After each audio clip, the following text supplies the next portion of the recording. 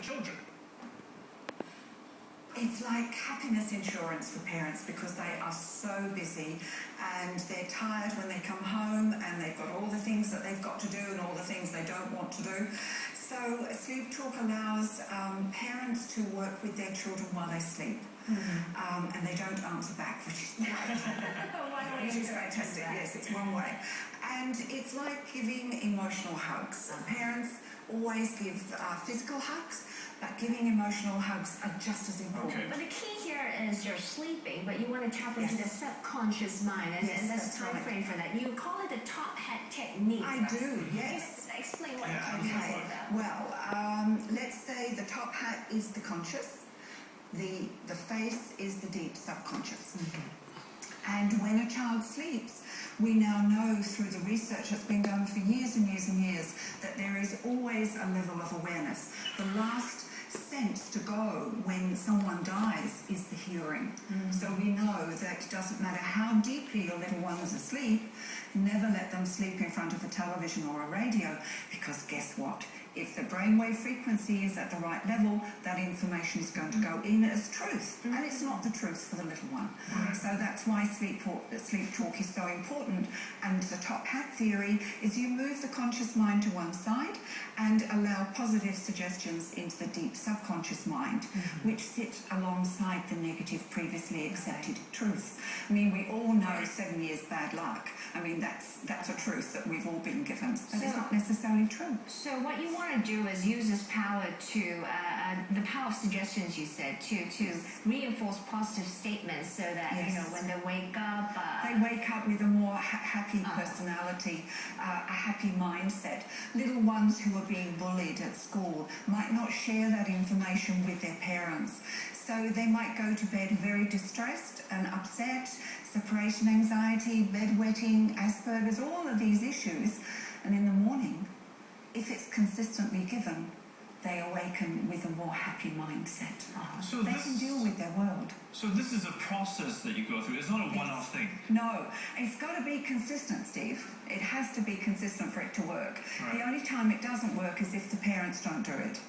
And that's fair enough. So how do you go about implementing this process? I mean, my kid is sleeping. I go up to him and I just whisper positive statements. Well, actually, you don't. You don't whisper. You wait for the little one to be asleep for about 3/4 of an hour, because there's a 90-minute brainwave frequency that we all go through. The younger you are, the longer you're in that delta level. So we have to gauge the sleep cycle, which is part of the training. So parents don't creep. You walk in. If you creep, the antenna comes up, what we call the RAS, the reticular activating system, and the awareness. What are you doing, Mum? What are you doing, Dad? So you walk in and you gently and quietly, don't whisper, and you give the foundation process, which is just beautiful, and it's one size fits all, which is fantastic, and takes about 2 minutes. So you're developing a basic understanding that they're okay, that they're loved. Parents would like to think that their child knows that they are loved. But you know, the research that we've done is really sad. Some children don't.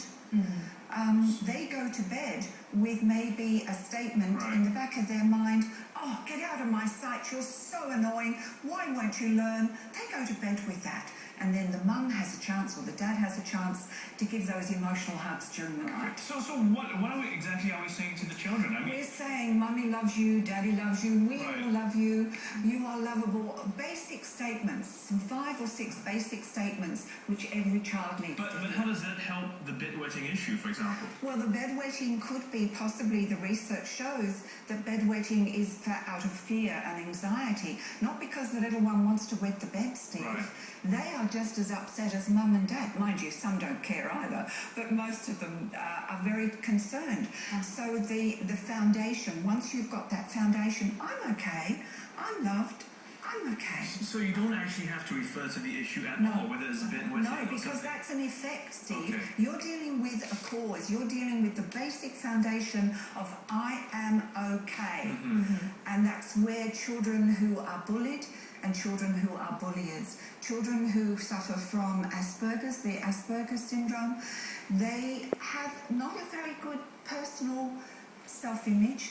And this gives them the ability to deal with their world. So you say tap into the subconscious mind. They're listening to you and they absorb the information. Why can't I customize my message then? You do.